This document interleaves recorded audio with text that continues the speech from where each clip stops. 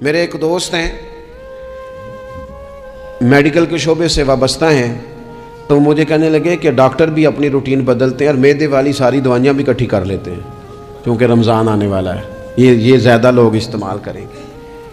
تو وہ ماحول نہ پیدا کریں کہ ہر چیز دنیا داری ہو جائے، ہر چیز دنیا داری نہیں، ہر چیز کو ایک نیا روپ دے دیا جائے اور نیا سے نیا مال کمانے کا سلیقہ بنایا جائے۔ میں اکثر کہا کرتا ہوں کہ رمضان تو اس لیے تھا نا کہ اس میں کم کھانا ہے، تھوڑا کھانا ہے، لیکن اگر بندہ کہے کہ میں نے صبح کا چونکہ کھایا نہیں لہذا اب شام کو اتنا کھانا ہے کہ ہفتے سے پہلے ڈاکٹر کے پاس بھی جانا ہے، میں نے وہ سارا پوری کرنی ہے روٹین، تو پھر وہ مقصد کو نہیں نہ سمجھا، پھر اس نے اس خوبصورتی کو نہیں پایا جو خوبصورتی اس کو دین دینا چاہتا تھا۔ ایک تو رمضان کی فضیلت کو سمجھنا ہے، اور پھر جب ہم روزہ دار ہیں، ہم نے روزہ رکھا ہوا ہے، تو نبی پاک علیہ السلام نے خود اس مفہوم کو کھول کے بیان کیا، فرمایا جس بندے نے جھوٹ نہیں چھوڑا، گناہ نہیں چھوڑا، گویا غیبت نہیں چھوڑی، بدی نہیں چھوڑی، تو اللہ کے محبوب علیہ السلام فرماتے ہیں پھر اللہ تعالیٰ کو اس کے بھوکا پیاسا رہنے کی تو کوئی ضرورت نہیں، کیونکہ لعلکم تتقون، تقوی اختیار کرنا تو روزے کا مقصد تھا، اور اگر اس نے وہ بات کو سمجھا ہی نہیں،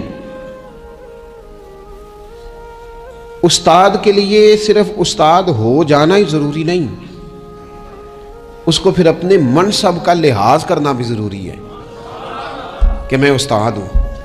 والد کا صرف والد ہو جانا ہی کمال نہیں، اس کو پھر اس منصب کے تقاضوں کو بھی سمجھنا چاہیے کہ اب میں ایک باپ ہوں، اب میں روٹین میں وہ آزاد نہیں ہوں کہ جہاں میرا جی چاہے گا جاؤں گا، جہاں میری طبیعت چاہے گی میں کھاؤں گا، جہاں میرا دل کرے گا میں وہ کام کروں گا۔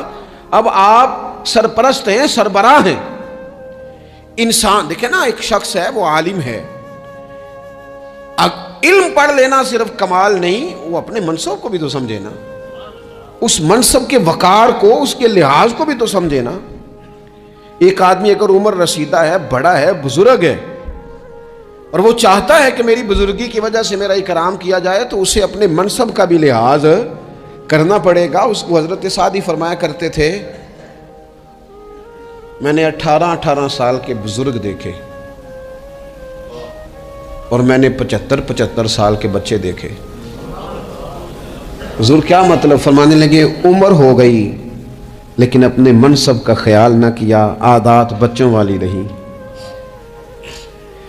اور فرماتے میں نے ایسے لوگ دیکھے جن کو شروع وقت میں ہی اللہ والوں کی صحبت نصیب آئی، تو وہ جو بزرگی ہے وہ پھر عمر کی وجہ سے نہیں ملی، وہ اللہ نے علم اور عمل کی وجہ سے عطا فرما دی۔ تو اپنے منصب کا لحاظ کرنا کہ میرا یہ منصب ہے۔ اسی طرح جب ہم نے روزہ رکھا ہوا ہوگا نا، تو پھر ہم نے اس منصب کا بھی لحاظ کرنا ہے کہ میں روزے دار ہوں، پھر خالی بھوکے پیاسا نہیں رہنا۔ رسول پاک صلی اللہ تعالی علیہ وآلہ وسلم نے پتہ ہے روزے دار کی فضیلت کیا بیان فرمائی؟ اللہ کے محبوب صلی اللہ تعالی علیہ وسلم فرماتے ہیں کہ رب فرماتا ہے ابن آدم کا ہر عمل اس کے لیے ہے، روزہ میرے لیے، اور فرمایا میں خود جزا دوں گا روزے کی، میں خود جزا دوں گا روزے کی۔ اور حضور فرماتے ہیں روزہ ڈھال ہے، جو شخص روزہ دار ہو وہ بہودگی سے، فحش گوئی سے اجتناب کرے۔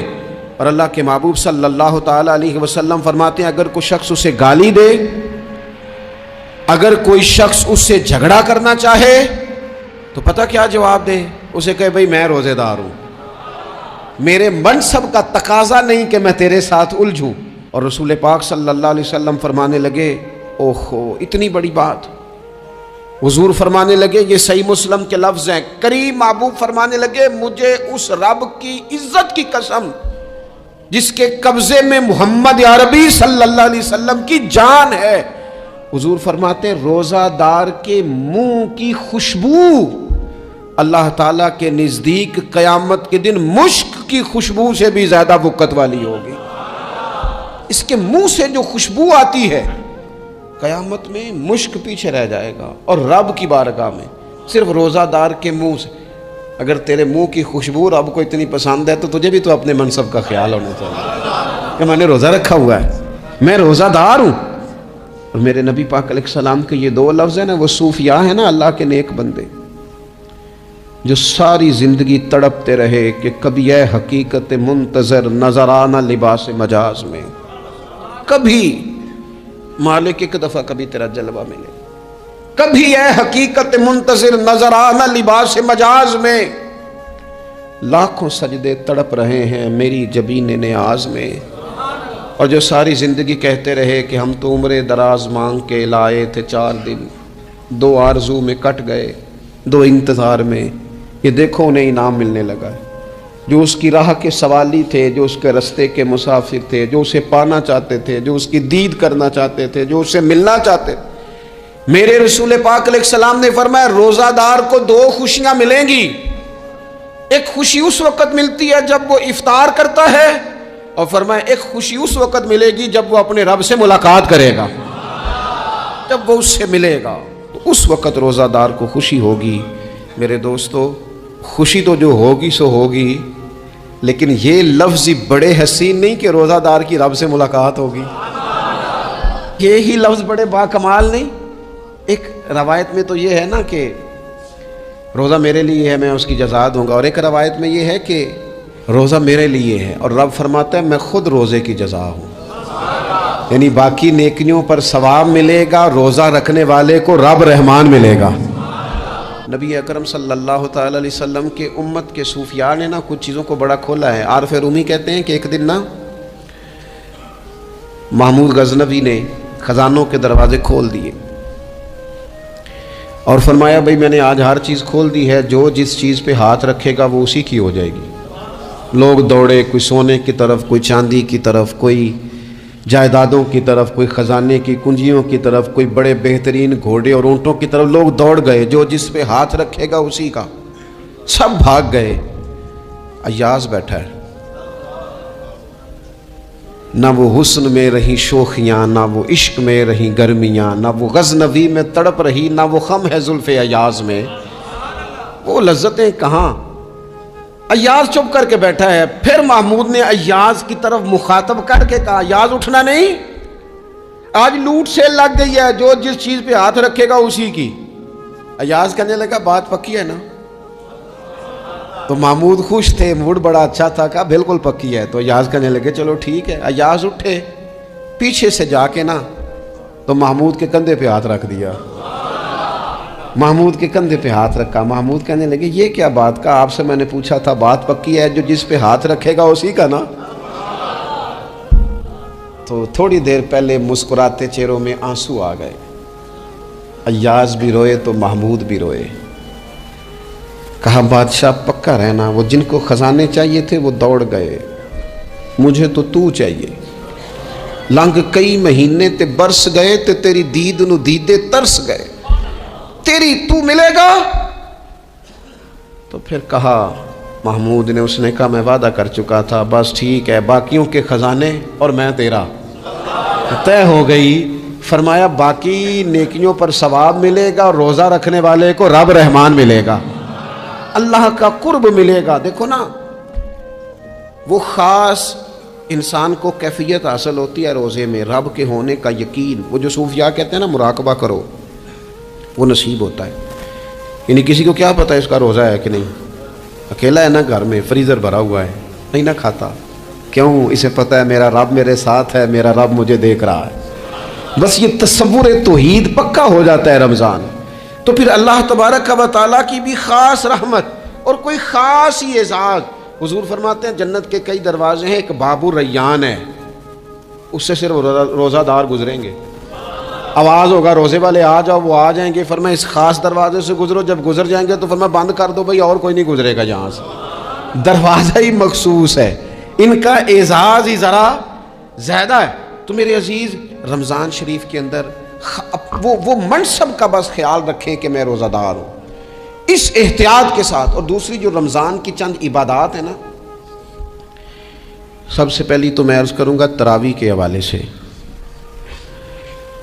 یہ بات یاد رکھ لیں کہ نبی پاک علیہ الصلوۃ والسلام نے فرمایا جس نے ایمان اور احتساب کی نیت کے ساتھ رمضان میں قیام کیا، اللہ اس کے پچھلے سارے گناہوں کو معاف فرما دے گا۔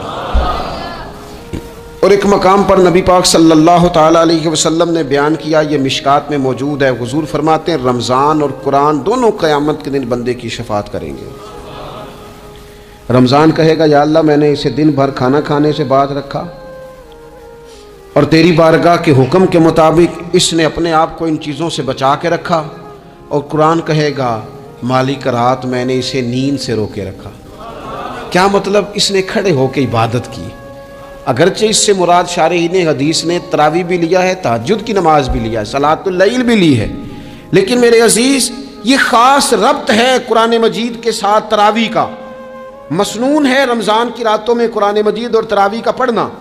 اگر تھوڑی سی نا طبیعت میں صرف تبدیلی پیدا کی جائے، میں نے دیکھا ہے کہ جو لوگ کہتے ہیں نا میرا وقت بڑا قیمتی ہے، بڑی ساری جگہوں پہ آپ کو بیٹھنا پڑتا ہے، بیٹھیں آپ 2 گھنٹے بیٹھیں، 3 گھنٹے بیٹھیں۔ میں نے دیکھا ہے لوگ جاتے ہیں کسی دفتر میں تو رات کو ہی چلے جاتے ہیں، اس علاقے میں کھڑے ہیں، پاسپورٹ کے دفتر کھڑے ہیں، شناختی کارڈ کے دفتر کھڑے ہیں، امیگریشن کی لائنوں میں کھڑے ہیں۔ کچھ ذہن تو بنائیں کہ میں نے رات کھڑے رہنا ہے اور اپنے رب کی عبادت کرنی ہے۔ تراویح کو ذرا ذوق سے آپ اگر تھوڑا ارادہ کر لیں گے نا، یعنی کوئی ایسا مشکل کام نہیں، میری تو رائے یہ ہے کہ پہلے 3-4 دن ذرا جم کے ذہن بنائیں اور تھوڑا سا نا روٹین کو بدلنے کی کوشش نہ کریں۔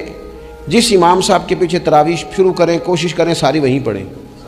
روٹین بدلنے سے بھی سستی آتی ہے، ایک دن یہاں گئے 2 دن وہاں گئے، تو یہ روٹین بدلنے سے بھی بعض اوقات سستی آتی ہے۔ کوشش کریں ایک جگہ پہ قرآن شریف سننا شروع کریں اور پھر پورا قرآن مجید وہیں پہ سنیں اور تھوڑا ذہن بنائیں۔ میں نے دیکھا ہے ہمارے استاد صاحب اس طرح کیا کرتے تھے کہ بہت تھوڑا کھانا افطاری کے وقت، تھوڑا، اور ان سے کہا جاتا آپ بزرگ آدمی ہیں اتنا کم کھانا کیسے نظام چلے گا؟ تو فرماتے تھے میں 1 چپاتی اور آدھی چپاتی کھا لوں گا لیکن تراویح کے بعد۔ اب اگر زیادہ کھانا کھاؤں گا تو طبیعت میں سستی آئے گی، میرے لیے کھڑا ہونا مشکل ہو جائے۔ سادہ سا کھانے کے ساتھ افطاری کی جائے گی، اور تراویح کے لیے اپنے آپ کو ذہنی کہاں ٹائم ملتا ہے سارا سال قرآن پڑھنے سننے کا؟ یہ تو اللہ نے موقع عطا فرمایا ہے، تو تھوڑا سا اگر دلچسپی پیدا کی جائے۔ بڑا سونا قرآن مجید پڑھا جاتا ہے مساجد میں، بچے بڑی خوبصورتی سے، تو اللہ کا شکر ہے جگہ جگہ پہ۔ اور مساجد کے علاوہ بھی میں نے دیکھا ہے ہم سے لوگ مطالبہ کرتے ہیں کہ ہماری فیکٹری میں رات کو بھی کام ہوتا ہے، اتنے سارے ورکر ہیں تو بچہ کوئی مل جائے قرآن شریف سنائے، فلانی جگہ بھی اتنے لوگ ہیں تو اگر موقع مل جائے، تو اگر تھوڑا ذہن بنایا جائے، شوق پیدا کیا جائے تو اللہ تعالیٰ فضل فرماتا ہے، انسان کو طاقت ملتی ہے کھڑے رہنے کی۔